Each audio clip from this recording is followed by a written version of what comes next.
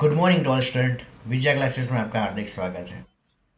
मैं कैंसर के टॉपिक पढ़ा रहा हूँ और आज का हमारा शानदार टॉपिक रहेगा प्रोस्टेट कैंसर। कौन सा रहेगा स्टूडेंट? Prostate cancer. चलिए वन बाय वन शुरू करते हैं कि प्रोस्टेट कैंसर होता क्या है, इसके लक्षण क्या होते हैं और उसका ट्रीटमेंट हम कैसे करते हैं। तो पहले तो इमेज में एक बार देख लीजिए प्रोस्टेट होती कहाँ पे है, जिससे आपको आइडिया रहे। देखिए ये क्या रहेगा, bladder. Second one is the prostate दिख रहा होगा आपको, और ये देखो ट्यूमर जैसा दिख रहा है स्ट्रक्चर, एक ट्यूमर हो जाता है। और लास्ट में आपको पता ही होगा यूरेथ्रा, जहां से यूरिन पास आउट होता है। तो पता चला this is the common structure of the reproductive system, bladder, prostate, next one is the tumour and the last one is the कौन सा आएगा, यूरेथ्रा। चलिए फिर आगे बढ़ते हैं। प्रोस्टेट कैंसर है क्या, उसका मीनिंग समझ लेते हैं पहले एक बार। It is the slow growing, कैसा है स्टूडेंट? स्लो है। Growing the malignancy of the prostate gland. Slow growing यानी कि स्लो ग्रो होता है। मैलिगेंसी का मीनिंग क्या? कैंसरियस सेल रहेगा of the prostate gland. Next, it is the common cancer into the America. याद रखना अमेरिका में ये कॉमन कैंसर है। Next, most prostate tumours are the adenocarcinoma. जो भी प्रोस्टेट के ट्यूमर रहते हैं वो कैसे रहते हैं, याद रखना स्टूडेंट, एडिनोकार्सिनोमा होते हैं। कौन से होते हैं? एडिनोकार्सिनोमा। अराइजिंग कहाँ से होते हैं? तो arising from the androgen dependent epithelial cell. जो प्रोस्टेट ग्लैंड के जो एपिथेलियल सेल रहते हैं, कौन से epithelial cell? Androgen dependent epithelial cell है, वहां से अराइजिंग होते हैं। Next, the risk increase with the age decade after the age of the 50 year. तो ये पॉइंट थोड़ा ध्यान रखना, आफ्टर 50 ईयर्स, 50 साल के बाद ये चांसेस कैसे हो जाते हैं प्रोस्टेट कैंसर के? बढ़ जाते हैं। तो आपको ये ध्यान रखना होगा, after 50 years should be check for the prostate cancer. Next, prostate cancer can spread, कैसे स्प्रेड होता है? We are the direct invasion से ऑफ द सराउंडिंग टिश्यू, या फिर by metastasis through the blood stream and the lymphatic system. पता चला prostate cancer कैसे spread होता है, या फिर बोल दीजिए डायरेक्ट इन्वेजन की वजह से होता है, जो सराउंडिंग टिश्यू होता है ना उसके वजह से, या फिर कैसे होता है? बाय द मेटास्टेटिस से होता है। और मेटास्टेटिस कैसे होता है student? Blood stream and the lymphatic system.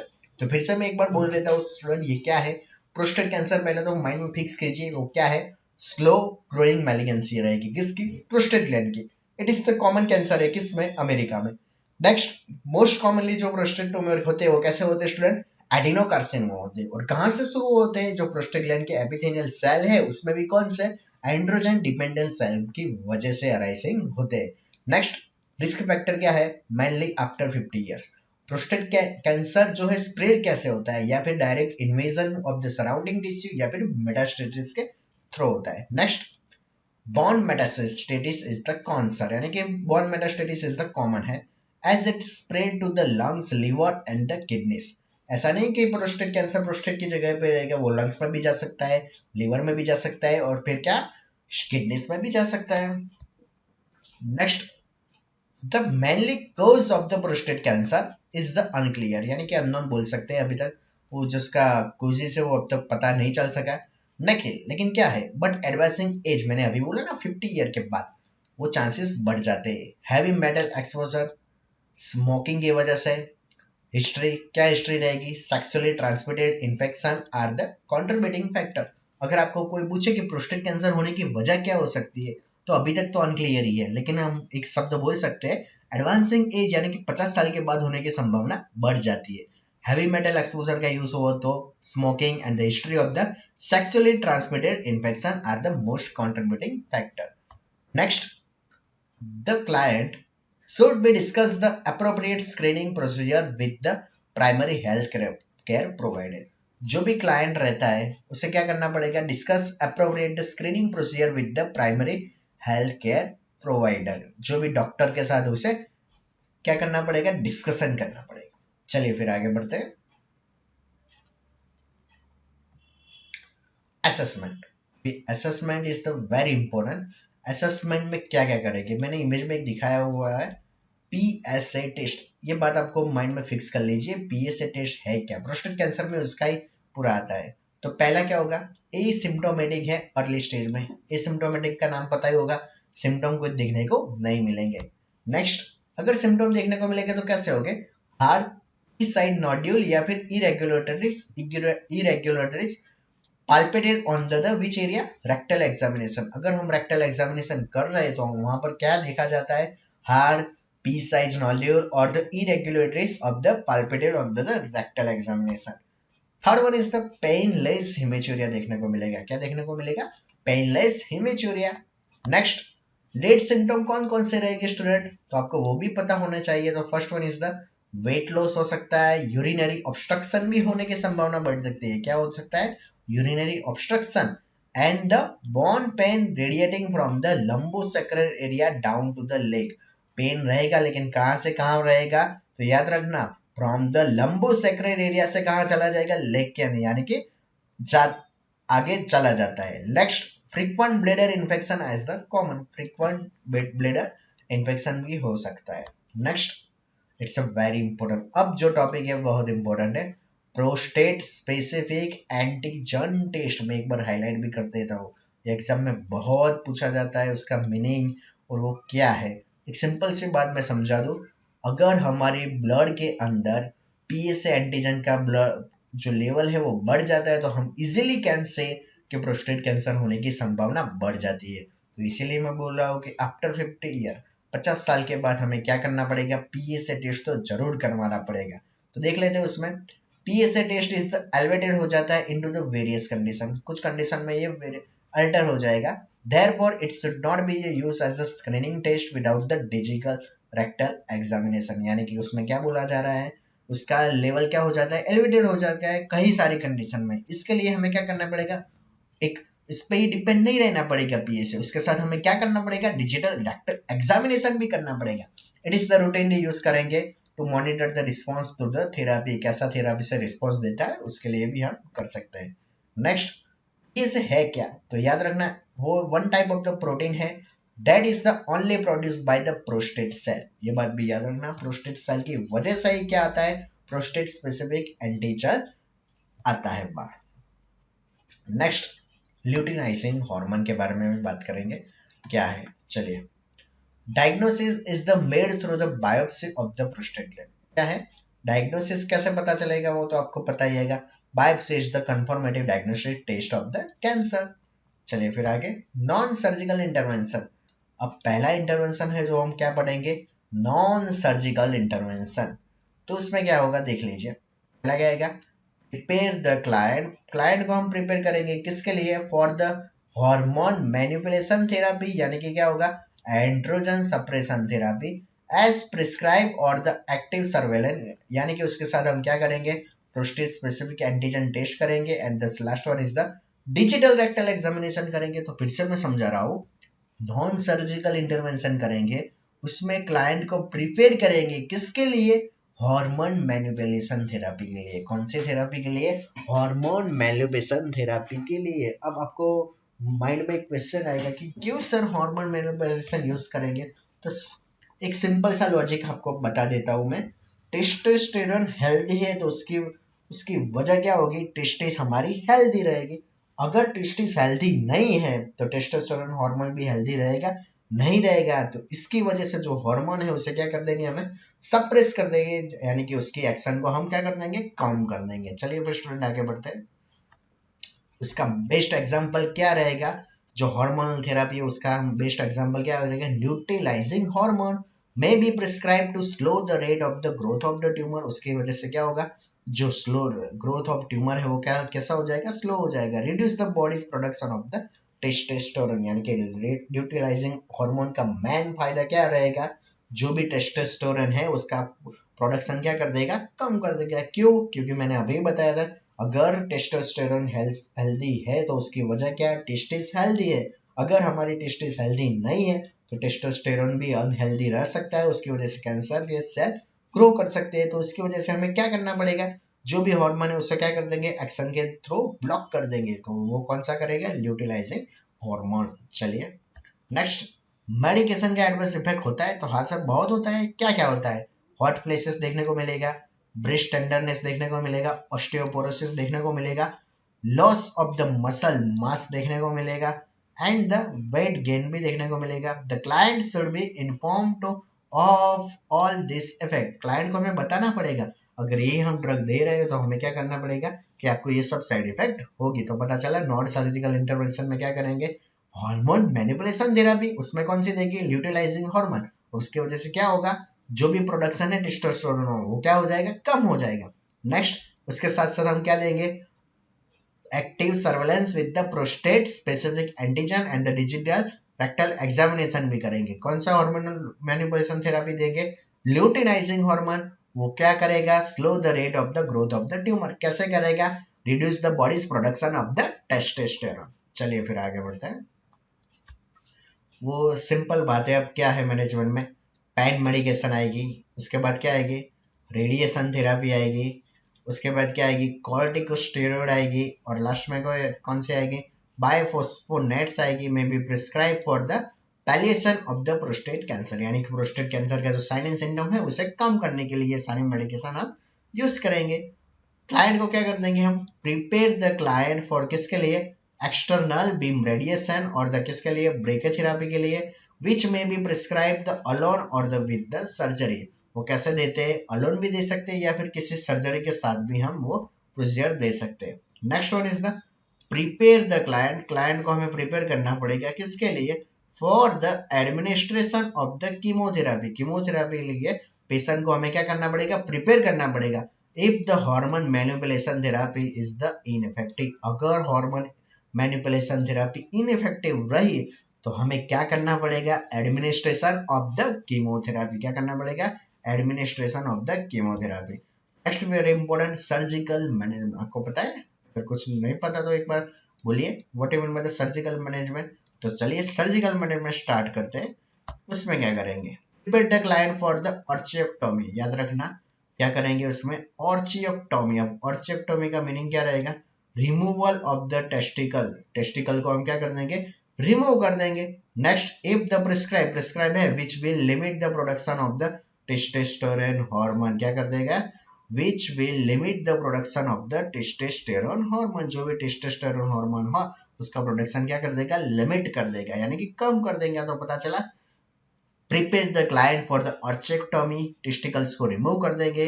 अगर हम दे रहे हैं तो which will limit the production of the testosterone, testosterone hormone automatically क्या हो जाएगा, कम हो जाएगा, जो मैंने पिछले स्लाइड में पढ़ाया था। Prepare the client for the prostatectomy, prepare करेंगे किसके लिए, प्रोस्टेक्टोमी के लिए। और what you mean by the prostatectomy, removal of the prostate gland if the prescribe. अगर डॉक्टर बोल रहा है तभी हमें क्या करना पड़ेगा, उसे रिमूव करना पड़ेगा। Next the radical prostatectomy can be perform via a two method. कौन कौन सी, पहले क्या आएगी, रिट्रोप्यूबिक कट। कहां पर लगाएंगे हम, बिटवीन द नावल, यानी कि जो एब्डोमिनल में जो नावल दिख रहा है उसके और किसके बीच में, प्यूबिक बोन। ये फिर से बोल रहा हूँ, बहुत इंपॉर्टेंट है। जो भी रेडिकल प्रोस्टेक्टोमी है कैन बी परफॉर्म कैसे करते हैं, तो कैसे करते हैं, तो पहली कौन सी आएगी, रिट्रोप्यूबिक। कौन सी आएगी स्टूडेंट, रिट्रोप्यूबिक। उसमें कट कहां पर लगाएंगे, navel and the pubic bone में। Then examine the tissue of the prostate gland. उसके बाद क्या करेंगे, जो भी प्रोस्टेट ग्लैंड का टिश्यू रहेगा उसको एग्जामिनेशन करेंगे। Next one is the perineal, और क्या आएगा, सुप्रा प्यूबिक अप्रोच, यानी कि कहां पर कट करेंगे, between the anus and the sorry and the rectum. तो पता चला रेडिकल प्रोस्टेक्टोमी में क्या करेंगे, रिट्रोप्यूबिक। उसमें क्या, कहां पे कट करेंगे, cut between the navel and the pubic bone. Perineal में कहा कट करेंगे, एनस एंड द स्कॉटम के बीच में। चलिए फिर आगे, last one is the cryosurgical ablation. कौन सी आएगी student, cryosurgical ablation. It is the कौन सी प्रोसीजर है, मिनिमल इन्वेसिव प्रोसीजर है। उसमें क्या करेंगे, that may be an alternative. Alternative है, किसकी अल्टरनेटिव है, तो रेडिकल द प्रोस्टेक्टोमी। प्रोस्टेक्टोमी की क्या होगी, अल्टरनेटिव है। नेक्स्ट लिक्विड नाइट्रोजन यूज करेंगे। उसमें क्या यूज करेंगे, लिक्विड नाइट्रोजन। वो क्या कर देगा, freeze the tumour cell, tumour cell को किल कर देगा। And the dead cell are the absorb by the tumour, और जो भी डेड सेल है उसे क्या कर देगा, एब्जॉर्ब कर देगा। किसके सहायता से, ट्यूमर की सहायता है। तो पता चला सर्जिकल इंटरवेंशन में ऑर्चियोक्टोमी, प्रोस्टेक्टोमी में हमें प्रिपेयर कैसे करना पड़ेगा, रेडिकल प्रोस्टेक्टोमी कैसे करते हैं, रिट्रोप्यूबिक से, और the second one is the perineal से। क्रायोसर्जरी एब्लेशन करेंगे, उससे क्या होगा, liquid nitrogen freeze the tumour cell. चलिए फिर आगे बढ़ते हैं। अब कौन सा आएगा, very important topic, transurethral resection of the prostate. कौन सा आएगा, transurethral resection of the prostate. तो चलिए अब शुरू करते हैं, उसका मीनिंग क्या है और हम क्यों यूज करते हैं उसका देख लेते हैं। Transurethral resection of the prostate यानी कि TURP में भी परफॉर्म करेंगे, किसके लिए, पैलिएशन का मीनिंग क्या रहेगा, relief from the symptom and in the increase and in the prostate cancer client. तो पता चला क्या करेंगे, पहले TURP में परफॉर्म करेंगे, किसके लिए, मे बी पैलिएशन का मीनिंग क्या रहेगा, relief from the symptom into the prostate cancer client. Next the procedure. अब प्रोसीजर में क्या इन्वॉल्व करेंगे, insertion of the scope into the urethra. Urethra में हम क्या इंसर्ट कर देंगे, स्कोप इंटरेस्ट कर देंगे। And the next one is the urethra to exercise the prostate tissue. फिर से बोल रहा हूँ, the procedure involve the insertion of the scope को इंसर्ट कर देंगे, कहां पर, इनटू द यूरेथ्रा के अंदर कर देंगे, to exercise the prostate tissue. इसकी वजह से जो भी प्रोस्टेट टिश्यू है वो इजीली देखे जा सके। नेक्स्ट मॉनिटर किस में करेंगे, हेमरेज में करेंगे, ब्लीडिंग में कर देंगे, और द कॉमन फॉलोइंग फाइंडिंग देखने को मिलेगा। मेनली कौन सी आएगी, haemorrhage, bleeding is the most common following TURP। Next post operative की बात कर लेते हैं, ये बहुत इंपॉर्टेंट क्वेश्चन है, ये बात एम्स नोटसेट में भी पूछी जाती है, तो बच्चों ध्यान रखना ये क्या कहने जा रहा हूं मैं। पोस्ट ऑपरेटिव जो भी है, क्या, कंटिन्यूस ब्लेडर इरिगेशन, याद रखना क्या रहेगा, कंटिन्यूस ब्लेडर इरिगेशन में भी प्रिस्क्राइब करेंगे, which prevent the catheter obstruction from the clot. तो याद रहा, पोस्ट ऑपरेटिव में क्या रहेगा, मे be prescribe which prevent the catheter obstruction from the cloth. Next monitor क्या करेंगे, आउटपुट करेंगे, एंड फॉर द ऑब्स्ट्रक्शन हुआ या नहीं, अगर हुआ है तो हम डॉक्टर को इन्फॉर्म करेंगे, या फिर क्या कर देंगे, सिंपली क्या कर देंगे, मॉनिटर करेंगे, क्या करेंगे, मॉनिटर करेंगे, आउटपुट को मॉनिटर करेंगे। And the last one is the for the obstruction. Next notify the surgeon immediately if the obstruction does not the resolve. Immediately हम क्या करेंगे, इन्फॉर्म करेंगे सर्जन को, क्यों इन्फॉर्म करेंगे, if the obstruction are the not resolve. Next assess for the sign of the transurethral resection syndrome, it's a very important complication है, याद रखना, assess the sign for the कौन सा आएगा, transurethral resection syndrome। उसमें क्या आएगा, which include, इसमें कौन कौन सी बातें इंक्लूड रहती है, तो first one is the cerebral edema, I hope आपको पता ही होगा, पहला कौन सा आएगा, cerebral edema। Next one is the क्या आएगा, increase the intracranial pressure such as the increase the blood pressure, confusion, disorientation, muscle twitching, visual disturbance and the nausea, and the last one is the vomiting। तो ये सारे sign and symptom आपको याद रखने पड़ेंगे।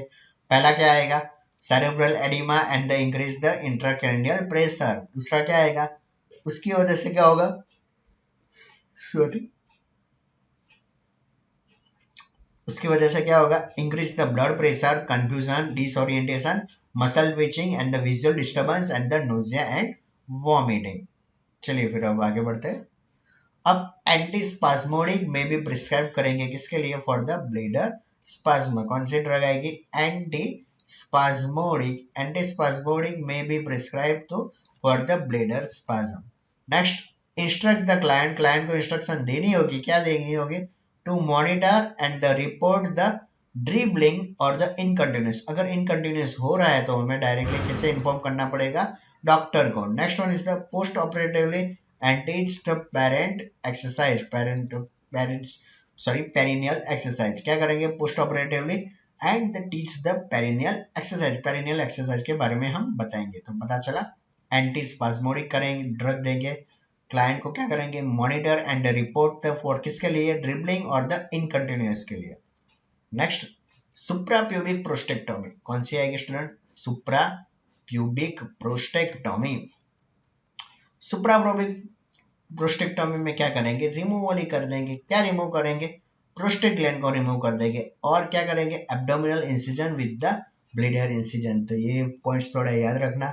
Suprapubic prostatectomy में क्या करेंगे, रिमूवल करेंगे, कौन सी ग्लैंड को रिमूव करेंगे, प्रोस्टेट ग्लैंड को, और एब्डोमिनल इंसिजन किसके साथ करेंगे, with the bladder incision. Next suprapubic पता चला, अब कौन सा आएगा, रेट्रोप्यूबिक प्रोस्टेक्टोमी। पहला क्या था, ध्यान से समझना स्टूडेंट, ये बहुत इंपॉर्टेंट है। सुप्राप्यूबिक का मीनिंग क्या, रिमूव तो कर देंगे प्रोस्टेट ग्लैंड, साथ साथ में क्या करेंगे, abdominal incision with the bladder का भी इंसिजन करेंगे। नेक्स्ट अब रिमूवल ऑफ द, अब क्या आएगा, retropubic, removal of the prostate gland by the low abdominal incision. Abdominal incision का करेंगे without the opening into the bladder. Bladder में हम क्या करेंगे, ओपनिंग करेंगे ही नहीं, उसके अलावा ही हम क्या कर देंगे, हम सीधा सा हम क्या कर देंगे, removal of the prostate gland and the low abdominal incision. तो पता चला, फिर से बता रहा हूँ, सुप्राप्यूबिक का मीनिंग पता चला, वो कहाँ करेंगे, it is the removal of the prostate gland into the abdominal incision, कहाँ रखेंगे, with the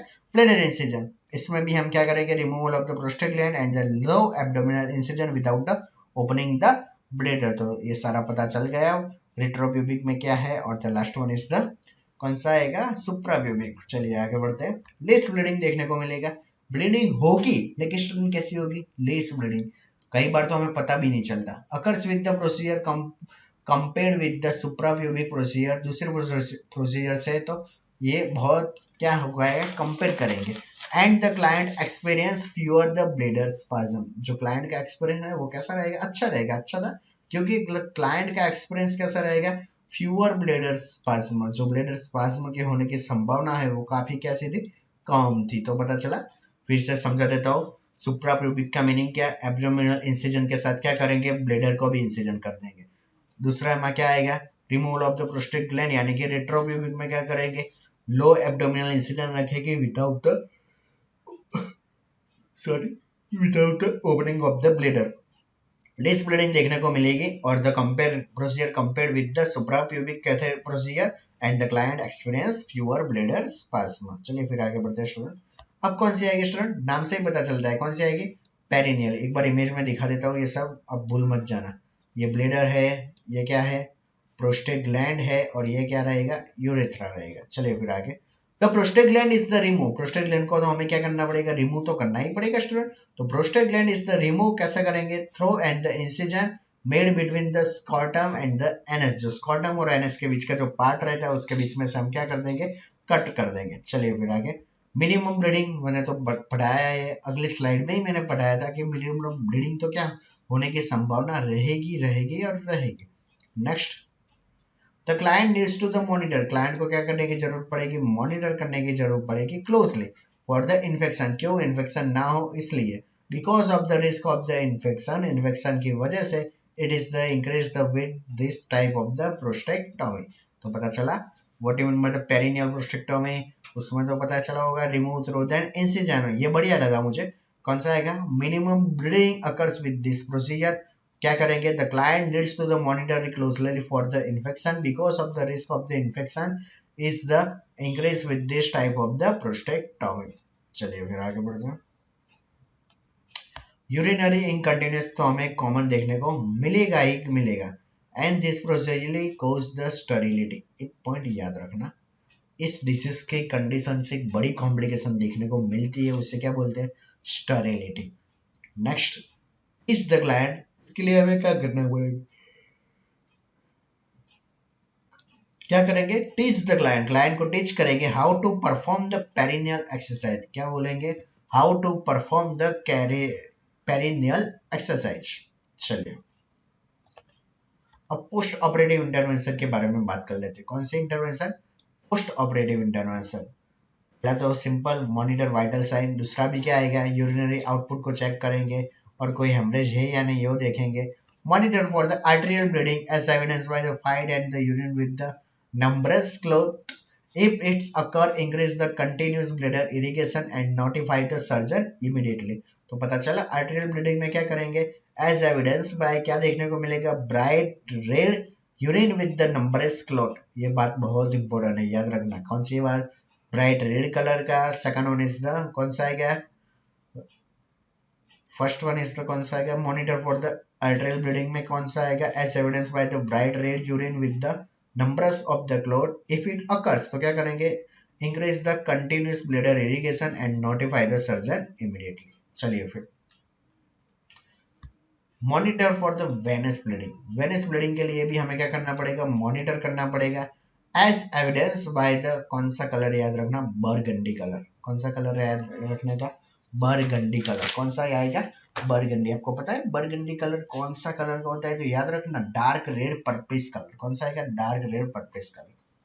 next one is the monitor for the output and for the obstruction, obstruction की वजह से जो हुआ है या फिर ऑब्स्ट्रक्शन हो रहा है या नहीं हो रहा है वो देखेंगे, एंड नोटिफाई क्या करेंगे, the surgeon immediately if the obstruction does not the resolve, अगर ऑब्स्ट्रक्शन रिजोल्व नहीं हो रहा तो हमें डॉक्टर को इन्फॉर्म करना पड़ेगा। मॉनिटर क्या करेंगे, haemoglobin and the haematocrit levels. चलिए फिर आगे बढ़ते हैं। सब यानी कि देखा जाता है, क्या देखा जाता है, red to light pink urine colour, कौन सा रहेगा, red to light pink urine colour देखने को मिलेगा शुरुआत के कितने टाइम में, 24 आवर्स में। उसके बाद ये कितना येलो कितने टाइम में हो जाएगा, विद इन द 3 डेज में। इन्फॉर्म द क्लाइंट, क्लाइंट को हमें इन्फॉर्म करना पड़ेगा किसके लिए, continuous feeding of an urge toward is the normal, sorry continuous feeling, उसे फीलिंग आती रहेगी कंटिन्यू, कैसे फीलिंग आएगी, urge toward, urge toward यानी कि ऐसा होता रहता है कि वर्ड जाना है यानी कि वॉशरूम जाना है, it is the normal condition.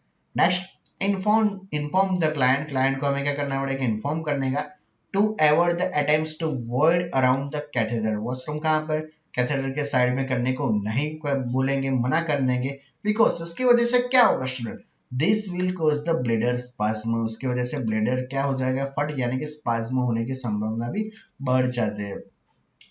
Administer, क्या एडमिनिस्टर करेंगे, antibiotic, analgesic, stool softener and the antispasmodic as the prescribe, जो भी है ड्रग्स कौन सी, antibiotics, analgesic, stool softener and the antiplasmodic. Next monitor क्या करेंगे, 3-वे यूरिनरी कैथेटर को करेंगे, कौन से कैथेटर को करेंगे, मॉनिटर फॉर द 3-वे यूरिनरी कैथेटर को करेंगे, विच यूजुअली क्या होता है, has the 30 to 45 ml retention balloon, क्या रहेगा, 30 से लेके कितनी कैपेसिटी रहेगी, 45 ml retention into the balloon catheter. Next अब मेंटेन क्या करेंगे, कंटिन्यू ब्लेडर इरिगेशन करेंगे, क्या करेंगे, सीबीआई, सीबीआई का मीनिंग क्या रहेगा, कंटिन्यू ब्लेडर इरिगेशन करेंगे, एज प्रिस्क्राइब यानी कि प्रिस्क्राइब किया होगा तब, to keep the catheter free from of the obstruction and keep the urine pink into the color। पता चला यूरिन का कलर अब कैसा रहेगा, पिंक रहेगा। और प्रिस्क्राइब क्या करेंगे, keep the catheter free of the obstruction, कोई जात का ऑब्स्ट्रक्शन नहीं होना चाहिए, and keep the urine is the pink colour, जो भी कलर है वो कैसा रहेगा, pink. Next following the TURP, अब टीयूआरपी कर रहे हैं तो उसकी वजह से क्या देखने को मिलेगा, तो monitor for the trans urethral resection syndrome, क्या देखने को मिलेगा, ट्रांस यूरेथ्रल रिसेक्शन सिंड्रोम देखने को मिलेगा, या फिर उससे क्या बोलते हैं, सीवियर हाइपोनेट्रेमिया होने की संभावना बढ़ जाती है, यानी कि वाटर इंटॉक्सिफिकेशन किसके लिए होता है, it is the caused by the excessive absorption of the bladder irrigation during the surgery, ये बात याद रखना, ड्यूरिंग द सर्जरी, सर्जरी के दरमियान क्या होता है, क्या हो जाता है, एक्सेसिव एब्जॉर्प्शन हो जाएगा, क्या हो जाएगा, एक्सेसिव एब्जॉर्प्शन ऑफ द जो भी ब्लेडर इरिगेशन यानी कि जो ब्लेडर इरिगेशन के जो फ्लूइड होते हैं वो क्या हो जाएगा, एक्सेसिव एब्जॉर्प्शन हो जाएगा during the time of the surgery, तो इसकी वजह से क्या होगा, ट्रांस यूरेथ्रल रिसेक्शन सिंड्रोम होने की संभावना बढ़ जाती है। कौन कौन से साइन आएंगे, Altered mental status, bradycardia, increase the blood pressure and the confusion. Next post operative intervention, अब पोस्ट ऑपरेटिव इंटरवेंशन की बात कर लेते हैं, तो कौन कौन से रहेंगे, तो पहला कौन सा आएगा, सुप्रा प्यूबिक प्रोस्टेक्टोमी, पहला कौन सा आएगा, सुप्रा प्यूबिक प्रोस्टेक्टोमी, उसमें क्या करेंगे, monitor the supra pubic and the last one is the urinary catheter drainage, दोनों को हम मॉनिटर करते रहेंगे। Next monitor continue bladder irrigation if the prescribe, अगर प्रिस्क्राइब किया है तो मॉनिटर करेंगे, क्या मॉनिटर करेंगे, कंटिन्यू ब्लेडर इरिगेशन। चलिए फिर आगे बढ़ते हैं, नॉट, अब नॉट के द्वारा समझाता हूँ, that urinary catheter will be remove, urinary catheter को हम क्या करना पड़ेगा, रिमूव कर देगा, कितने दिन में, 2 to 4 days after the post operatively if the client has the suprapubic catheter। अगर suprapubic catheter है तो हमें क्या करना पड़ेगा, 2 से 4 दिन में निकाल देना पड़ेगा। नेक्स्ट, if prescribe, अगर प्रिस्क्राइब है, next clamp the suprapubic catheter. Suprapubic catheter को हम क्या कर देंगे, क्लैम्प कर देंगे after the urinary catheter is the remove. तो फिर से समझाता हूँ, अगर प्रिस्क्राइब किया है डॉक्टर ने तो क्या करेंगे, clamp the suprapubic catheter after the urinary catheter is the removed and instruct करेंगे the client to attempt to void after the client has the voided assess the residual urine into the bladder by the unclamping the suprapubic catheter and the measuring the output। तो थोड़ा सा लंबा हो गया, फिर से मैं समझता हूँ। अगर प्रिस्क्राइब किया हुआ है तो सुप्राप्यूबिक कैथेटर को क्लैम्प कर देंगे आफ्टर द यूरिनरी कैथेटर को हम रिमूव करने के बाद, और इंस्ट्रक्ट देंगे पेशेंट को, क्या देंगे, attempt to void after the client has the voided। Patient को बोलेंगे कि जब भी वॉशरूम आए तो अटेम्प्ट कर लेना है। उसके बाद जब भी पेशेंट voided हो जाता है यानी कि वॉशरूम कर लेता है, उसके बाद क्या करेंगे, assess the residual urine, जो भी यूरिन है उसको हम असेस कर देंगे into the bladder by the unclamping। the unclamping करेंगे ही नहीं सुप्राप्यूबिक कैथेटर को, उसकी वजह से क्या इजीली हम मेजरिंग कर पाएंगे क्या, urine output. Next, prepare for the removal. अब प्रिपरेशन भी रेडी करनी पड़ेगी, तो prepare for the removal of the suprapubic catheter when the client constituency empties the bladder and the residual urine is the 75 ml और the less as prescribe. तो पता चला prepare कर देंगे पेशेंट को किसके लिए, removal of the suprapubic catheter को, व्हेन द क्लाइंट जो कंस्टिट्यूएंसी है कैसी हो जाएगी, एम्प्टीज हो जाएगी, and the bladder and residual urine कितनी हो जाएगी, कैपेसिटी 75 ml। चलिए आगे, monitor the suprapubic incision dressing, जो भी ड्रेसिंग है उसे हम मॉनिटर करना पड़ेगा। Last one is the Gleason scoring system. तो कौन सी सिस्टम आएगी, ग्लियोसन स्कोरिंग सिस्टम। तो पहले क्या आएगा, the Gleason score is the most common system doctor use to the grade the prostate cancer. ये एग्जाम में बहुत पूछा जाता है कि ग्लियोसन स्कोरिंग सिस्टम किसके लिए यूज करते हैं, तो किसके लिए यूज करते हैं, प्रोस्टेट कैंसर के लिए। ग्लियोसन 1 यानी कि क्या रहेगा, नियरली नॉर्मल सेल प्रेजेंट रहेंगे। ग्लियोसन 2 यानी कि सम एबनॉर्मल सेल लूजली पैक्ड रहेंगे। ग्लियोसन 3 यानी कि मैनी एबनॉर्मल सेल प्रेजेंट रहेंगे। ग्लियोसन 4 यानी कि very few normal cell left रहेंगे। ग्लियोसन 5 यानी कि कंप्लीटली एबनॉर्मल सेल रहेंगे। तो आज के लिए इतना ही। तो एक बार मैं फिर से रिवीजन करवा देता हूँ। चलिए ये देख लीजिए, ग्लियोसन स्कोरिंग सिस्टम है, आपको पता चला उसमें क्या कितने ग्रेड दिए दिए, 1 2 3 4 5। 1 में क्या होता है, नॉर्मल सेल। 2 में क्या रहता है, सब एबनॉर्मल सेल। 3 में क्या रहता है, मैनी एबनॉर्मल सेल। 4 में क्या रहता है, वेरी फ्यू नॉर्मल। और 5 में क्या रहेगा, कंप्लीटली एबनॉर्मल।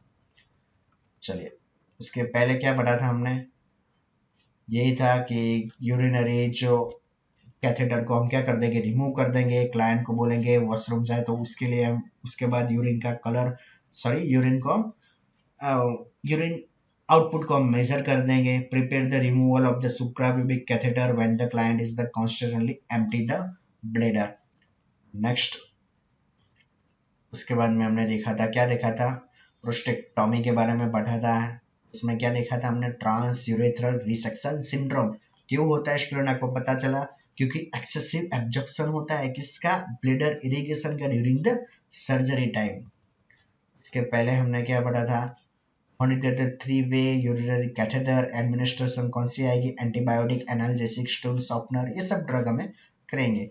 यूरिन का कलर कैसा आ जाएगा, तो रेड टू लाइट पिंक आ जाएगा शुरुआत के 24 घंटे में। उसके बाद कैसा हो जाएगा, येलो इनटू द 3 डेज में। नेक्स्ट, पोस्ट ऑपरेटिव में हमने क्या पढ़ा था, हीमोग्लोबिन, हेमेटोक्रोटिक, और कौन सा आएगा, burgundy colour. Next, arterial bleeding भी हम as evidence by the bright red urine, numbers clot present रहते हैं। के पहले क्या था, पेरिनियल प्रोस्टेक्टोमी। उसमें क्या था हमने, द प्रोस्टेट ग्लैंड क्या हो रहेगा, is the remove thrown the incision made, कहाँ पर करेंगे incision, between the scrotum and anus के बीच में। मिनिमम ब्लीडिंग होने की संभावना रहेगी।